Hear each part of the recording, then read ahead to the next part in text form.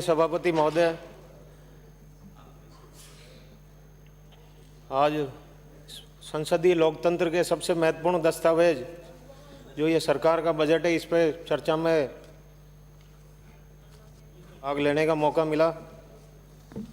हम सबको पता है, पूर्ववर्ती जो जितने भी मैं सदन का वर्ष 2019-20, 2020-21 और 21-22 में जो बजट की घोषणाएं हुई जो आज तक अधर में लटकी हुई है, उनकी ओर ध्यान आकर्षित करना चाहूँगा।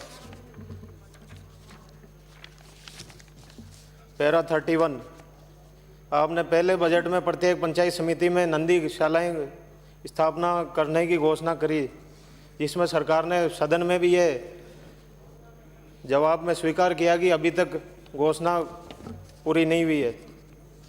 1 लाख से अधिक वाहन भार वाले फिजिकल रेलवे फाटकों का पर रेलवे मंत्रालय के सहयोग से वर्ष 2019-20 में 2 आरओबी और 32 आरयूबी बनाए जाने की सरकारी घोषणा कहीं पर भी दिखाई नहीं देती है।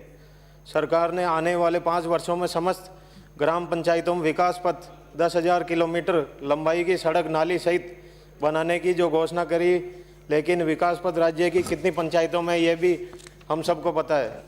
कृषि कनेक्शनों के लिए जब कृषि बजट अलग से सरकार ने पेश करने की घोषणा करी, जब किसानों को आस लगी, पर जब कृषि कनेक्शनों का जो पिछले बजट में पृथक फीडर बनाने की स्थापना हेतु 5,200 करोड़ की जो योजना हुई, उसमें से भी 1 फूटी कौड़ी भी अभी तक खर्च नहीं हुई है।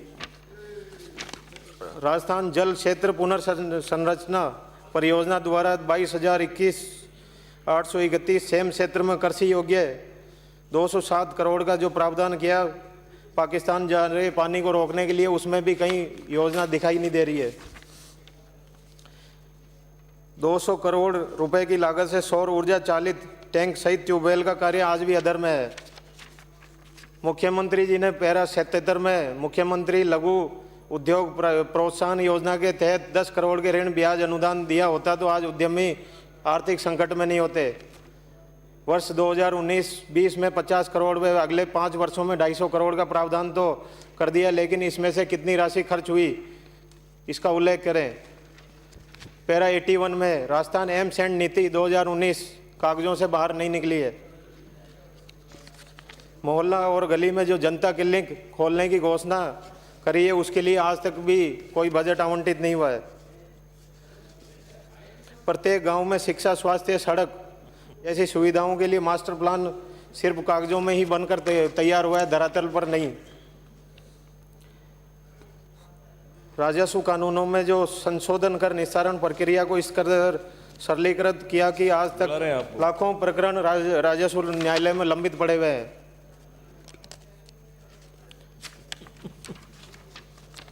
इसी बजट में 2022-23 के पैरा 23 में आपने प्रदेशवासियों को मिलावट रहित एवं गुणवत्तापूर्ण शुद्ध खाद्य पदार्थ सामग्री उपलब्ध कराने के उद्देश्य से संचालित शुद्ध के लिए युद्ध अभियान को मूर्त रूप देने के लिए 10 नई मोबाइल सेफ्टी लैब्स संचालित किया जाने का प्रस्ताव दिया है, जबकि धरातल पर कुछ होना नहीं है।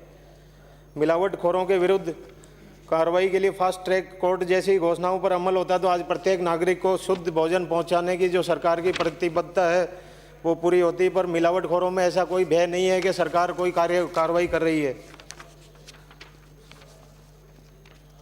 राज्य के सभी किसानों को 3 वर्ष में दिन के 2 ब्लॉक में कृषि हेतु विद्युत उपलब्ध कराने पर 2,000 करोड़ रुपए का प्रावधान, जिसमें 220 केवी के नए 6 जीएसएस, 132 केवी के 30 नए जीएसएस और 33 केवी के 287 नए सब स्टेशन बनाना निर्धारित था।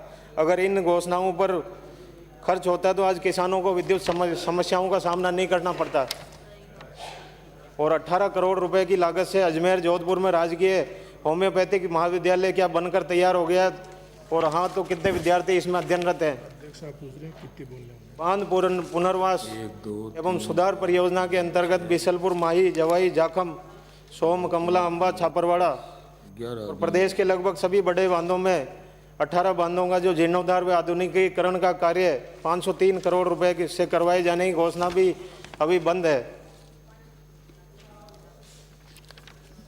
पैरा 10 में आपने 2021-22 में 3,500 करोड़ की लागत से यूनिवर्सल हेल्थ कवरेज की घोषणा बजट 2022-23 के पैरा संख्या 7 में मुख्यमंत्री चिरंजीवी स्वास्थ्य बीमा के अंतर्गत चिकित्सा बीमा के क्लेम को 5 लाख से बढ़ाकर 10 लाख रुपए करने एवं चिरंजीवी कार्ड नहीं होने पर जिला कलेक्टर के माध्यम से निःशुल्क इलाज कराने की घोषणा तो सरकार ने कर दी, लेकिन निजी अस्पतालों में चिरंजीवी योजना के नाम पर लूट खसोट है और उस पर कोई सख्त कदम उठाने के बारे में कुछ भी नहीं प्रावधान है।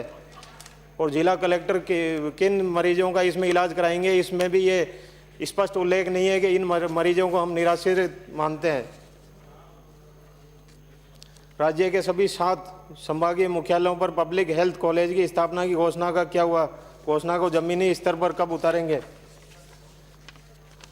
राजस्थान के औद्योगिक परिवेश को बढ़ावा देने के लिए जो उद्योग नीति आई है और अपने राजस्थान में निवेश के लिए अभी सरकार ने भी अभियान चलाया है। इस निवेश में हमारे भी नसीराबाद विधानसभा, मेरे विधानसभा क्षेत्र नसीराबाद में भी कालेसरा में एक औद्योगिक क्षेत्र के लिए घोषणा सरकार ने पिछले बजट में करी है, पर सरकार ने कहीं पर भी इसको मूर्त रूप देने के लिए अभी ज़मीनी स्तर पर कोई कार्रवाई नहीं करी है। पिछले वर्ष में जो सड़कों की घोषणाएं माननीय मुख्यमंत्री जी ने अपने बजट भाषण में करी, चाहे मांगलियावास से पीसांगण होते हुए और रिया बड़ी वाली रोड हो, चाहे अपने ब्यावर से पीसांगण वाली रोड हो, तो इसमें कहीं पर भी धरातल पर कोई काम नहीं हुआ है। और जो 5 करोड़ का प्रावधान माननीय मुख्यमंत्री जी ने नॉन पेचेबल रोडों के लिए किया है, उसमें कहीं पर भी गुणवत्तापूर्ण कार्य नहीं हो रहा है, न इसमें कोई गारंटी पीरियड की सुनिश्चित अवधि का उल्लेख है। इतने वर्ष तक ये रोड नहीं बनेगी और इतने रोड तक मेंटेनेंस ये ठेकेदार करेगा। तो जहाँ पर भी रोड बनने जा रही है, ग्रामीणों की शिकायतें आती है, इसमें पूरी रोडों का गुणवत्ता का पूरा ध्यान रखा जाए, क्योंकि हम सड़क पर चलते हैं तो कई बार ये महसूस होता है सड़क पर गड्ढे हैं या गड्ढों में सड़क है। तो ऐसी स्थिति नहीं आई, अपने नॉन पेचेबल सड़कें जो बने और जो जहाँ पर इनकी फिजिबिलिटी के हिसाब से सीसी रोडों की आवश्यकता है, तो उस नॉन पेचेबल सड़कों में सीसी रोडों का भी प्रावधान हो। साथ में ये सीसी रोडें जहाँ पर जरूरत हो आवश्यकता अनुसार 100 मीटर 200 मीटर सीसी रोडों की स्वीकृति भी मिले।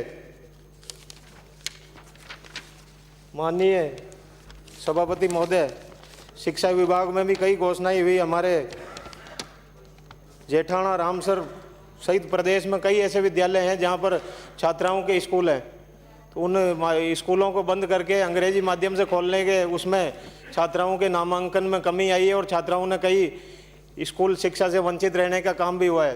तो सरकार छात्राओं की शिक्षा को बढ़ावा देने का बातें कर रही है, पर कहीं पर भी इसको अमली जामा पहनाने के लिए धरातल पर कोई काम नहीं हो रहा है।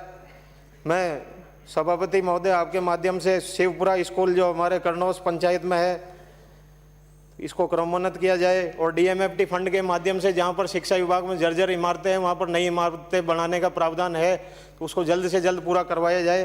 क्योंकि कई छात्र स्कूलें ऐसी है जहां पर छात्र बैठते हैं पर बरसात के मौसम में उन स्कूलों को ढहने का खतरा होता है। तो इसमें पीडब्ल्यूडी के अधिकारी और शिक्षा विभाग के अधिकारी कोऑर्डिनेट करके कोई बड़ा हादसा नहीं हो, इससे बचाव के लिए इसका सर्वे करवाए पूरे प्रदेश में, और जिन स्कूलों में नई इमारतों की जरूरत हो वहाँ पर नई इमारतें बनाई जाए। टीचर्स भी स्कूलों में पर्याप्त मात्रा में नहीं है, अभी स्कूलें क्रमोन्नत तो हो रही है पर विषय विशेषज्ञ जो हमारे लेक्चरर्स हैं उनकी नियुक्तियां नहीं हो पाएंगी, तो इस वजह से भी छात्रों को पढ़ाई से वंचित रहना पड़ेगा। पीसांगण में जो उपखंड मुख्यालय हमारे नसीराबाद विधानसभा क्षेत्र में, इसमें कॉलेज खोला जाए जिससे आम जनता और दूर दराज क्षेत्र के रहने वाले आम निवासियों को फायदा मिले। मिसिंग लिंक योजना में भी सड़कें बनी बात करें। और मैं ये कहना चाहूँगा कि हमारे श्रीनगर अजमेर जो रोड है उसको भी चौड़ाई बढ़ाई जाए, और भी जो पीएमजीएसवाई में भी सड़कें बनी हैं उनकी तर्ज पर हमारे भी जो नॉन पेचेबल और ये मिसिंग लिंक बन रही है इनकी गुणवत्ता भी बराबर बनती रहे। मैं आपका ध्यान खेलकूद की तरफ भी बड़ा ध्यान आकर्षित करना चाहूँगा कि प्रदेश में भी हमारे प्रतिभाएं हैं और जो छात्रों को मौका मिलेगा तो वो भी अपने ओलंपिक में हो चाहे नेशनल में मेडल लेके आएंगे। तो छात्रों को इनको खेलकूद को बढ़ावा देने के लिए भी सरकार ठोस नीति लेकर आए और इनको जहाँ जहाँ पर भी भत्तों की जरूरत हो या सहयोग की जरूरत हो पूरा सहयोग प्रदान किया जाए। और जल जीवन मिशन योजनाओं में जो काम हो रहे हैं उनकी गुणवत्ता की जाँच की जाए, और जहाँ पर पानी नहीं पहुँच रहा हो उसकी भी राज्य स्तरीय कमेटी जाँच करे। और ट्यूबवेल्स जो पिछली घोषणाओं में अभी तक ट्यूबवेल यहाँ पर नहीं लगे हैं तो उनको भी जल्द से जल्द पूरा करवाया जाए। माननीय सभापति महोदय, जो कृषि बजट अलग से पेश किया गया है बात करें। उसमें जो प्रावधान है, श्री मैं आकमल जी। माननीय सभापति महोदय आपके माध्यम से ये कहना चाहूंगा कि जहाँ पर टेबल कर पशुपालन दीजिए, भी टेबल कर कृषि दीजिए, से टेबल जुड़ा कर हुआ दीजिए। क्षेत्र ही है। माननीय सदस्य, मैं टेबल कर रहा हूँ, बस एक दो बातें, एक दो लाइन है। मैं की सीमा है अपनी, मैंने कह दिया उनको आप टेबल कर दें, अब एक लाइन बोलो। आप रख दें, जो भी कुछ बच गया हो आप कागज यहाँ टेबल कर मैं दें। ये कहना चाहूंगा नसीराबाद में जो चिकित्सालय उसको ट्रॉमा स्वास्थ्य सेंटर के केंद्र रूप नहीं में होगा। दर्जा दिया जाए और ट्रॉमा श्री आकमल जी। सेंटर के रूप में विकसित। सभापति महोदय, आपने